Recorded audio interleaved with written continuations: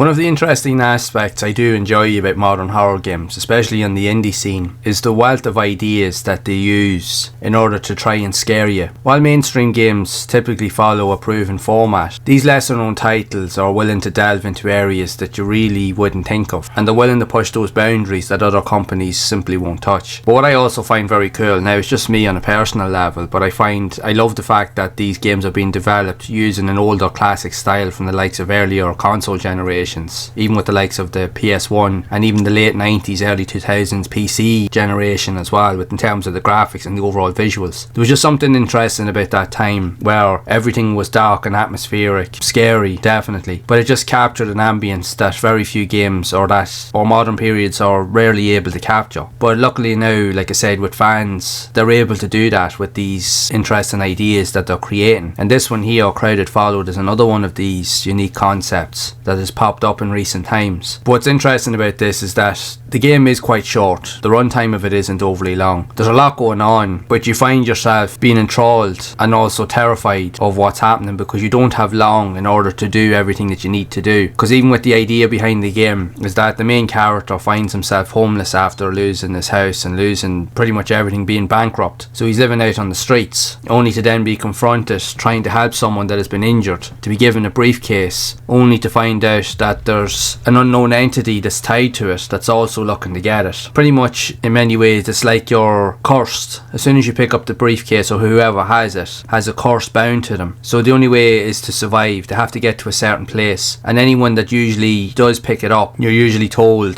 that you have to go somewhere and there's an objective to be met, but trying to get there is the problem. And usually everyone that does end up picking up the briefcase usually meets an untimely fate by an unknown entity that's constantly harassing you and chasing you. It'll put you very much in mind with the likes of the Nemesis and likes of Mr. X from the Resident Evil games, even Pyramid Head to a degree in Silent Hill, where they're relentless in their pursuit of always trying to chase you around the place. And what's crazy is that even though you're going through lots of dark, dingy environments like alleyways, even out to dimly lit streets, subways, even a subway train, you're surrounded by crowds of people all the time. And the thing is, they often say that some of the best secrets are usually hidden in plain sight, which in many ways they are. But what's interesting is that this demonic entity does be following you around and can blend in with the environments at any given time. And what's even funnier as well about the idea is that you're the only one, once you have the briefcase, you're the only one that can see it once it's close to you. Nobody else around you, even though they're all doing their own thing and living typical life, nobody else can see this entity bar you. It's the only one that they can interact with, which is quite crazy. So it even ramps up the tension even more, because you know rightly well that nobody can help you, that you're all on your own.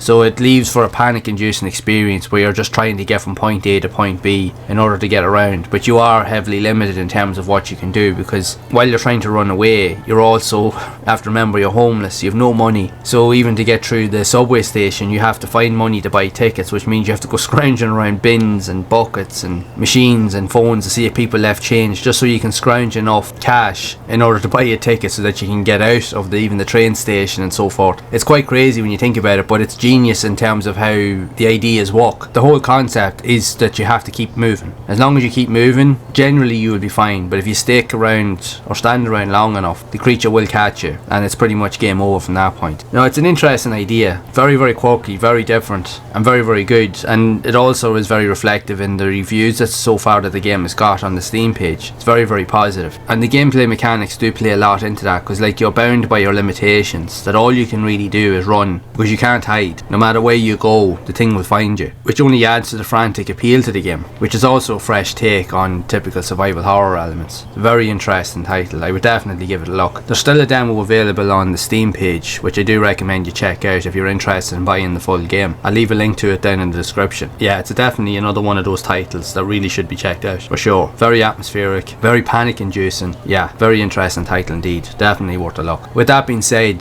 this is just but one of many interesting horror games and ideas that are cropping up in more modern times that are also worth a look. And to find out more about them, you need to check out this next video.